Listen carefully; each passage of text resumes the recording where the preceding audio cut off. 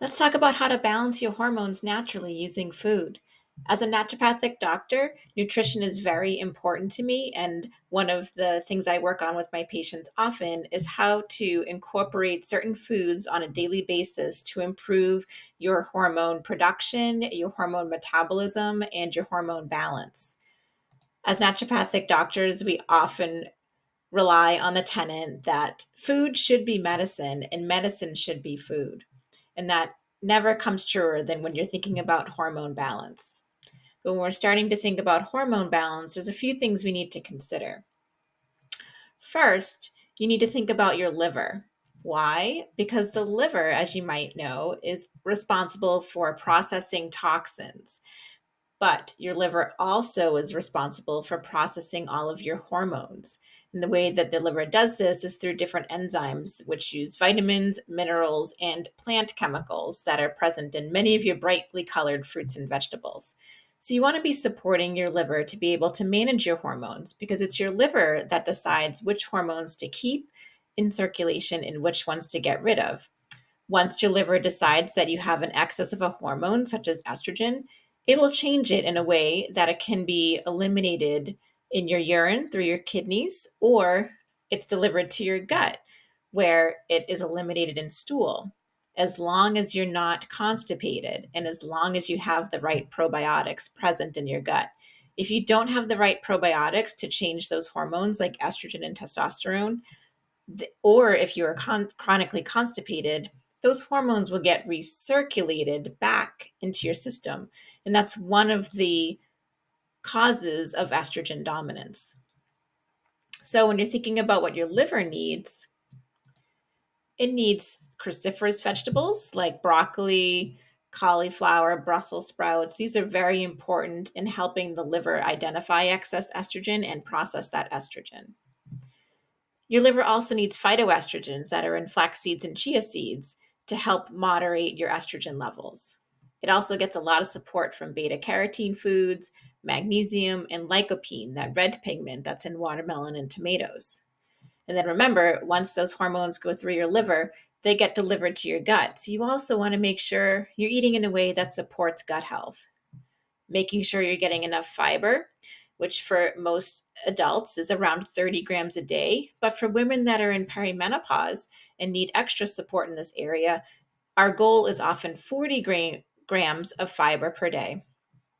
You also need probiotics, those good lactobacillus and bifidobacteria that help to change your hormones so that they can't be reabsorbed and cause any dominance issues. Orange foods and green foods are also really helpful for your soothing your colon and preventing constipation. And it's always helpful to have a diet that's lower in sugar. So before we get into the specific foods that I use with my patients, I'll share a patient story. Donna came to me at age 54 and she was having some menopausal gut issues. She was still having her periods every month, but they were heavier and they were longer. Then they started to come every 3 months or 6 months. So that was very unpredictable, especially an issue for her because she had intense, severe cramps with her periods, lots of abdominal pain, severe constipation during PMS that also led to bowel blockages. She found out that she had surgical adhesions a lot in her gut from past surgeries, but these adhesions also made it necessary for her to have future surgeries to remove the adhesions. It was very stressful for her to not know when she was going to be getting her period because the symptoms were so severe, and it often sent her to the emergency room. We were able to approach this with nutrition. Because she was perimenopausal and going into menopause, we thought that she would only be having periods for a couple more years. So we focused on stress management so that her gut was moving more efficiently. We balanced her stress hormones, and we also used herbs and many foods to help prevent constipation and boost her progesterone levels. Once we were able to get her diet changes figured out, she only needed one more surgery before she entered menopause. The periods got a little lighter and less painful, and she no longer ended up in the emergency room. So, what are the foods that we added in Donna's diet? Well, one of the first ones was ground flaxseed. As I already mentioned, flax seeds, hemp hearts, and chia seeds are high in phytoestrogens. Now, sometimes we hear the word phytoestrogen and we think that it's going to increase our estrogen levels and cause further problems if we're estrogen dominant, but that's not really the case.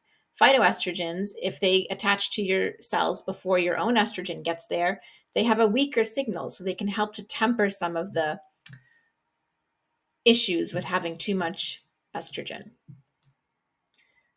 Soy is also a phytoestrogen and has that similar action with moderating your own estrogen levels to protect your cells, but also having lots of beans, which are high in magnesium and soluble fiber, is an important part of balancing your hormones in perimenopause and menopause. A lot of people don't realize that green peas are actually in this family as well and provide many of the benefits of other beans, such as phytoestrogens, fiber, and protein. The next food that we focused on is actually a drink, green tea. You may be familiar with the benefits of green tea being promoted as breast cancer prevention, and part of the reason is the EGCG compound in green tea helps the liver metabolize estrogen better. So, having 1 or 2 cups of green tea daily is a good idea to balance your hormones. Some of the foods that women don't know that can really helpful in helping their liver balance their hormones are artichokes, beets, and leafy greens. Particularly, I like artichokes and beets for this because they help to release bile and to support your gallbladder and liver to make bile. Bile is really important in making our hormones more soluble, and it's particularly helpful in balancing estrogen and testosterone levels. Now we'll get to some of the famous foods for hormone balance. The cruciferous, and I like to bring these into 2 groups. The leafy cruciferous, which are radicchio, arugula, and kale, and I'll call them solid cruciferous, which are like broccoli, cauliflower, cabbage, Brussels sprouts. You want to be having one of each of these group a day to help manage your hormone levels, but also provide lots of good fiber to keep you regular. These vegetables, particularly radicchio and cabbage, are chock full of prebiotics, which are those special types of fiber that help boost our probiotic health. So that's a double reason to eat cruciferous on a daily basis. The last food that was really helpful for Donna in particular were foods that were high in beta carotene. Remember, I mentioned that the liver likes to have beta carotene, and the reason is it really helps to boost progesterone levels and helps the liver manage progesterone levels. So these foods that are high in beta carotene, pumpkin, butternut squash, kabocha squash, sweet potato, carrots, and yams, are really helpful to eat when you have PMS and also all through perimenopause to help support your progesterone levels to prevent constipation, help calm the gut, and reduce water retention and bloating. To learn more about my practice and how you can balance your hormones with nutrition, download my free hormone balancing recipe guide on my website, drmandatracy.com/guide.